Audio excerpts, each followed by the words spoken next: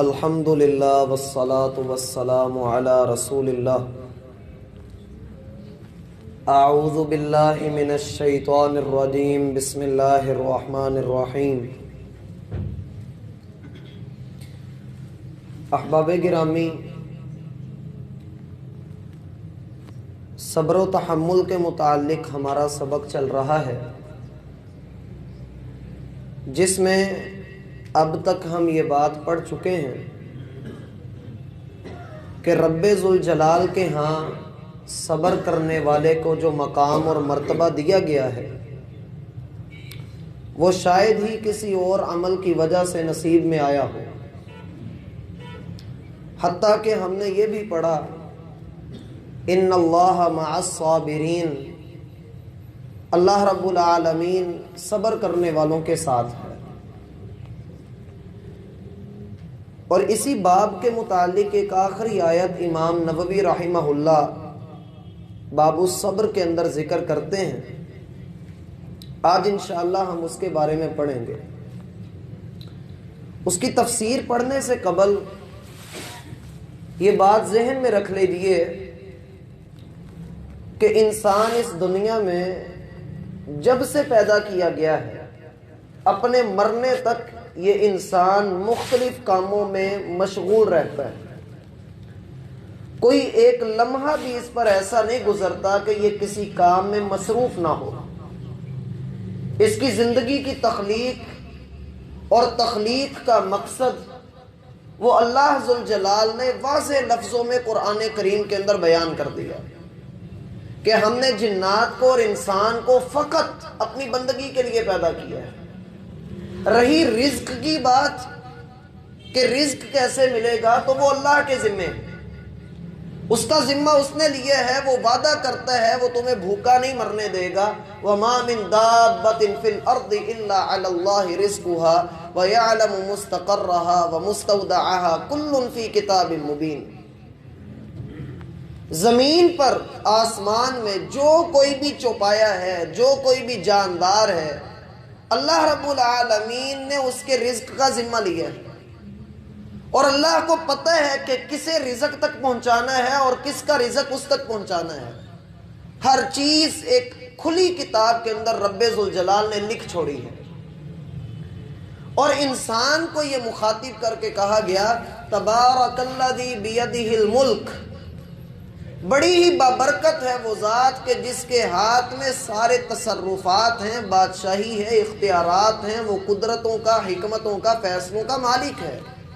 وَهُوَ عَلَى كُلِّ شَيْءٍ قَدِيرٌ، بلا وجہ وہ دعویٰ نہیں کرتا کہ وہ ہر چیز پر قادر ہے، وہ ہے تو وہ دعویٰ کرتا ہے، اور اس کے دعوے لازوال ہیں، بے مثال ہیں، اور ایسے دعوے ہیں کہ جن کو آج تک دنیا کی کوئی طاقت چیلنج نہیں کر سکی، اور ہر دعویٰ دلیل کے ساتھ ہے۔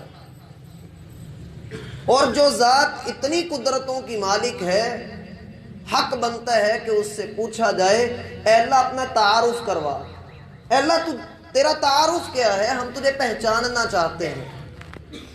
اللہ رب العالمین اپنا تعارف کرواتے ہیں الذی خلق الموت والحیات لیبلوکم ایکم احسن عملا۔ وہ ذات، اگر تم نے پوچھا ہی ہے تو وہ ذات ہے کہ جس نے موت اور حیات کا تصور دیا ہے۔ زندگی کا اور موت کا تصور اس نے اس لیے دیا کہ وہ پرکھ سکے، لوگوں کے سامنے ظاہر کرے، اور دنیا کے اندر بھیجے جانے کے اس مقصد میں دیکھا جائے، پرکھا جائے، واضح کر دیا جائے کہ تم میں سے احسن انداز میں اپنے رب کو راضی کون کرتا ہے۔ وَهُوَ الْعَزِيزُ الْغَفُورُ، وہ بڑا زبردست ہے، الغفور، اور بہت ہی زیادہ بخشنے والا بھی ہے۔ یہ مت سمجھو کہ اگر وہ بندوں کے گناہوں پر ان کو پکڑتا نہیں ہے تو یہ مت سمجھو کہ وہ زبردست نہیں ہے، وہ بڑا زبردست ہے۔ ان بطش ربک لشدید، تیرے رب کی پکڑ بڑی سخت ہے۔ ڈرنا چاہیے اللہ کے انتقام سے۔ واللہ عزیز ذو انتقام، اللہ بڑا غالب ہے، بڑا زبردست ہے، انتقام لینے والا ہے۔ اور جس شخص سے اللہ رب العالمین انتقام لیتا ہے دنیا میں اس کا ککھ باقی نہیں رہنے دیتا۔ اور جس کو وہ معاف کر دیتا ہے، نہ صرف یہ کہ دنیا میں بلکہ آخرت تک میں اللہ رب العالمین اس کی عزت کو پوری طرح سے قائم دائم رکھتا ہے۔ اس لیے کہا گیا کہ اللہ رب العالمین نے جو موت اور زندگی کا تمہیں تصور دیا ہے وہ ایسا زبردست تصور ہے کہ جس کا دینے والا خود بھی بڑا زبردست ہے، اور جس کو موت یاد رہے گی، جس کو احساس ہوگا کہ میں نے اپنے رب کے سامنے کھڑے ہو کر جواب دینا ہے، کبھی بھی وہ بندہ ٹیڑھ پن اختیار نہیں کرے گا۔ الغفور، اور اگر زندگی میں کمی کوتاہیاں ہو بھی جاتی ہیں، غلطیاں ہو جاتی ہیں، تو اس کے در پہ آ کے گڑ گڑانا دیکھنا، وہ تمہارے سارے گناہوں پر اپنی رحمت کا قلم پھیر دے گا، تمہیں معاف کر دے گا۔ اور اس کی رحمت اس قدر وسیع ہے، اس قدر وسیع ہے کہ جب وہ اپنے بندوں سے محبت کا اظہار کرتا ہے تو انہیں مصیبتوں میں مبتلا کرتا ہے۔ اس کی رحمت ہی ایسی ہے۔ اکثر لوگ بڑے پریشان رہتے ہیں کہ جی ہمارے اوپر بڑی مصیبتیں آتی ہیں، ہمارے اوپر بڑی مصیبتیں آتی ہیں۔ رسول اللہ صلی اللہ علیہ وسلم فرماتے ہیں مومن آدمی پر مصیبتیں آتی رہتی ہیں حتیٰ کہ انہی مصیبتوں کو جھیلتے جھیلتے وہ اپنے رب سے جا ملتا ہے، اعمال نامے کھلتے ہیں، حساب کتاب جب شروع ہوتا ہے، نیکیاں گنی جاتی ہیں، گناہ والا کھاتا کھولا جاتا ہے، اللہ رب العالمین کے رسول فرماتے ہیں وما کان علیہ خطیہ، نامہ اعمال جب گناہوں والا رجسٹر کھولا جاتا ہے اس میں ایک گناہ بھی نہیں ہوتا۔ اللہ دنیا میں ہی مصیبتوں کی وجہ سے بندے کے گناہوں کو مٹاتے چلے جاتے ہیں، اس کے درجات میں بلندی ہوتی رہتی ہے، اس کی نیکیوں میں اضافہ ہوتا رہتا ہے، حتیٰ کہ چھوٹی سے چھوٹی مصیبت بھی کہ بندے کو کوئی ہلکا سا کانٹا بھی چبھ جاتا ہے تو اللہ اس کے بدلے درجے بلند کر دیتا ہے۔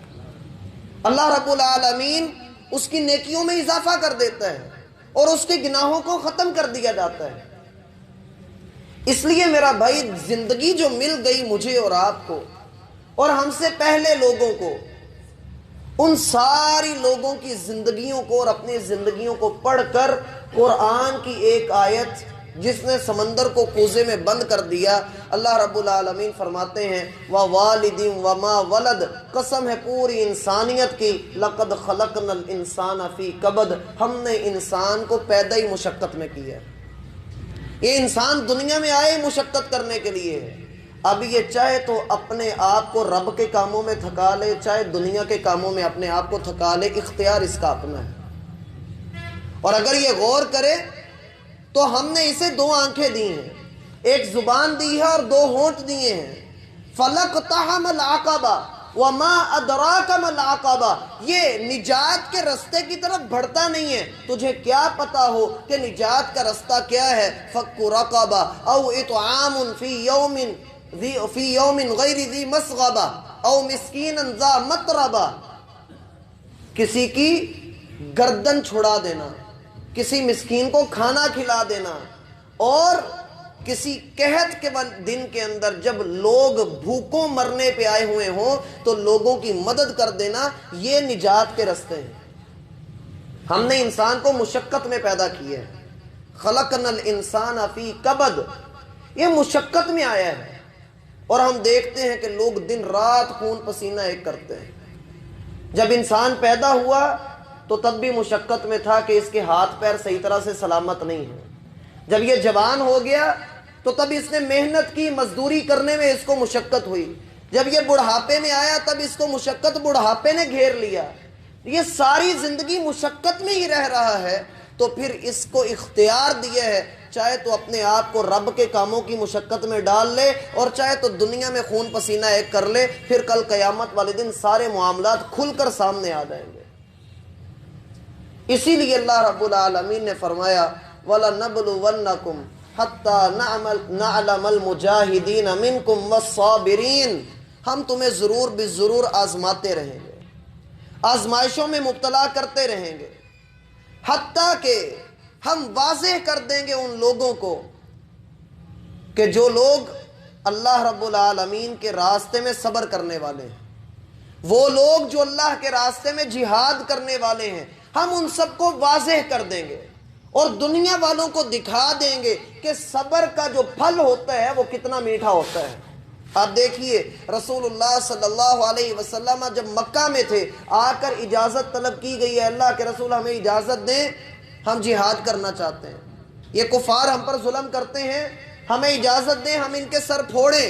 آیات اتر آئیں، کفوا ایدیکم واقیموا الصلاۃ وآتوا الزکاۃ، اپنے ہاتھوں کو روک کر رکھو، ابھی نماز اور زکوٰۃ کی پابندی کرو۔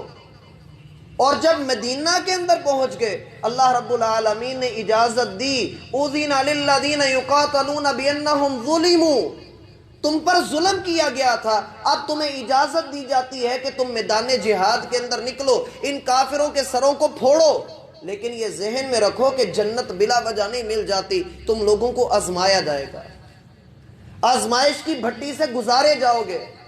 حتیٰ کہ پہلی امتوں پر میرا بھائی وہ وقت بھی گزرا ہے کہ لوگوں کو لوہے کی کنگھیوں کے ساتھ ان کے جسم سے گوشت نوچ لیا جاتا تھا اور سر کے اوپر آرا رکھ کر اس کو 2 ٹکڑوں میں کاٹ دیا جاتا تھا۔ اور یہ بات تو صحابہ کرام کے دور میں بھی ہوئی کہ ایک صحابی کو تیل کے ابلتے ہوئے کڑاہے کے اندر ڈال کر فرائی کر دیا گیا تھا۔ اس طریقے سے اموات ہوئی ہیں، اور عالم اسلام کے اوپر ایسا وقت بھی گزرا ہے، ہمارے برما کے اندر لوگوں کو زندہ جلایا گیا ہے، زندہ چونے کے اندر، چونے کو فل گرم کر کے لوگوں کو اس میں دفن تک کیا گیا ہے۔ کیا ہم یہ سمجھتے ہیں کہ انسان کو بلا وجہ ہی جنت مل جائے گی؟ بلا وجہ ہی اللہ فرماتے ہیں حسبتم ان تدخلوا الجنہ، کیا تم لوگ یہ گمان کر بیٹھے ہو کہ تم ایسے ہی جنت میں داخل کر دیے جاؤ گے؟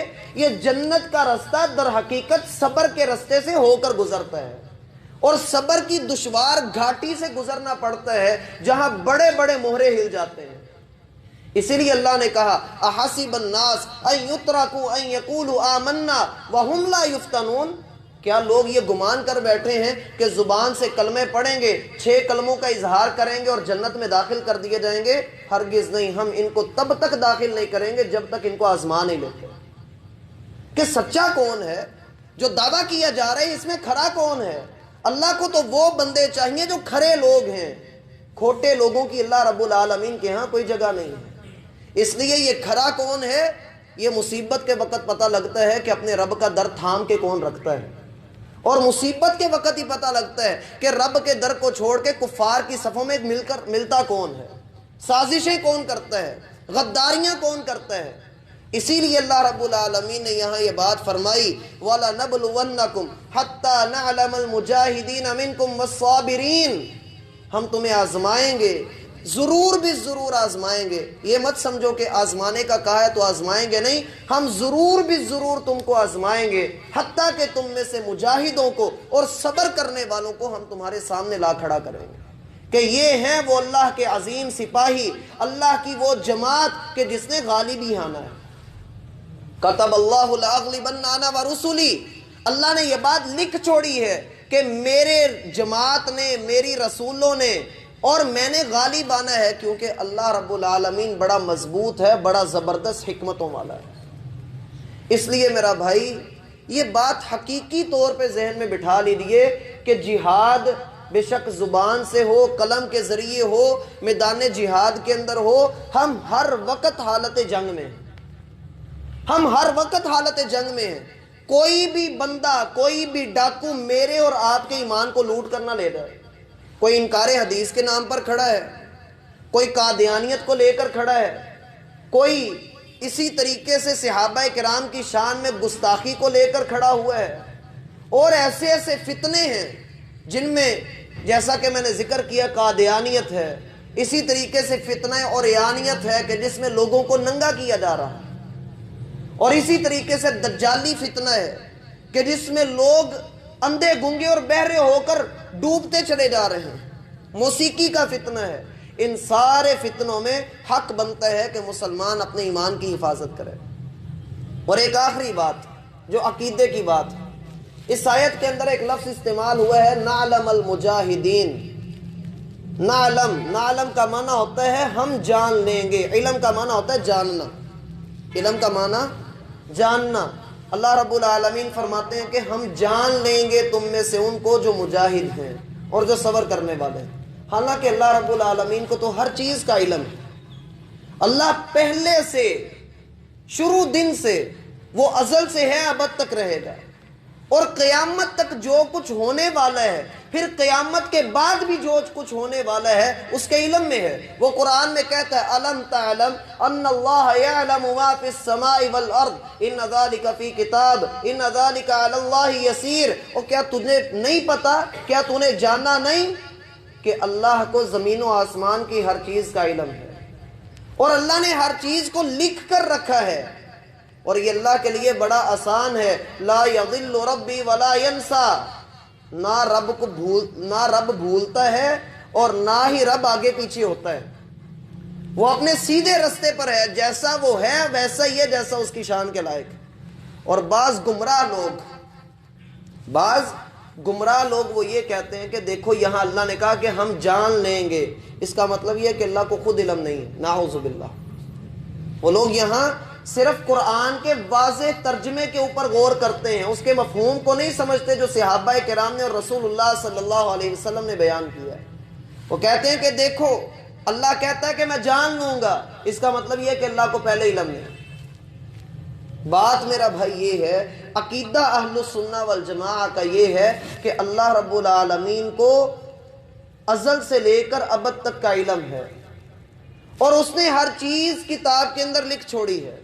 اس کی آپ مثال یوں سمجھ لیں، میں آپ کو کہوں کہ کل صبح 9 بجے میں ملت چوک میں ہوں گا، کل صبح 9 بجے میں ملت چوک میں ہوں گا، اس کے بعد کل صبح 9 بجے کوئی بندہ آپ سے پوچھتا ہے کہ اسامہ کدھر ہے، آپ کہیں وہ ملت چوک میں پایا جائے گا، آپ یہی کہیں گے کہ وہ ملت چوک میں پایا جائے گا۔ اب اگر وہ بندہ مجھے ڈھونڈتا ہوا وہاں آ جاتا ہے اور مجھے وہاں پر وہ دیکھ لیتا ہے، وہ کیا کہے گا کہ بندے کے پاس علم صحیح تھا۔ حالانکہ آپ نے ویسے بات کہی میری بات کے اوپر، اور اللہ تو ذوالجلال ہے، وہ عالم الغیب ہے، اسے پتہ ہے کہ قیامت تک کیا ہونے والا ہے، اس نے ہمیں پہلے سے خبریں دے دیں۔ اس کا معنی یہ ہے، اہل علم نے اس کا معنی یہاں پر یہ بیان کیا ہے کہ اللہ لوگوں کے سامنے ظاہر کر دے گا کہ ایمان والوں کو، مجاہدوں کو، صبر کرنے والوں کو ہم یہ انعام دیا کرتے ہیں۔ معنی اس کا یہ ہے کہ ہم اس کو ظاہر کر دیں گے۔ علم تو اللہ رب العالمین کو پہلے ہی ہے، اسی لیے تو رسول اللہ صلی اللہ علیہ وسلم کا فرمان ہے کہ آدم علیہ السلام ابھی ان کی جو ہے وہ تخلیق کے مراحل میں تھے، ابھی روح نہیں ڈالی گئی تھی، اور میری نبوت کا فیصلہ ہو چکا تھا، مجھے اللہ نے آخری نبی تب سے بنا دیا ہوا تھا۔ اس سے کیا پتہ لگتا ہے کہ تقدیر کے جو معاملات ہیں وہ شروع سے اللہ کے علم میں ہیں۔ سب سے پہلے اللہ نے کس مخلوق کو پیدا کیا؟ قلم کو۔ کس کو پیدا کیا؟ قلم کو۔ قلم کو کہا اکتب، لکھ۔ قلم کہنے لگا اللہ میں کیا لکھوں؟ اللہ نے کہا اکتب وما ہوا کائن، قیامت تک جو کچھ ہونے والا ہے وہ لکھ دو۔ اللہ رب العالمین کے حکم سے اس قلم نے وہ سب کچھ لکھ ڈالا، اور وہ علم اللہ سبحانہ و تعالی کا تھا جو لکھ کر ایک کتاب کے اندر آیا۔ اس کتاب کو لوح محفوظ کہا جاتا ہے۔ سمجھ آئی بات کی؟ اور اس لوح محفوظ میں وہ قرآن تھا جو ہمارا اتار کر پہلے آسمان پر رکھ دیا گیا، جسے آپ انا انزلناہ فی لیلۃ القدر میں پڑھتے ہیں کہ ہم نے اس قرآن کو لیلۃ القدر میں نازل کیا۔ پھر پہلے آسمان سے 23 سال کے عرصے میں تھوڑا تھوڑا کر کے تنزیل من رب العالمین، یہ تیرے رب کی طرف سے تھوڑا تھوڑا کر کے تجھ پر نازل کیا گیا ہے۔ اس لیے یہاں پر جو لفظ نعلم ہے اس کا معنی یہ ہے کہ ہم لوگوں کے سامنے ان کو ظاہر کر دیں گے۔ پتہ تو اللہ رب العالمین کو پہلے ہی ہے۔ اللہ رب العالمین ہمیں سمجھ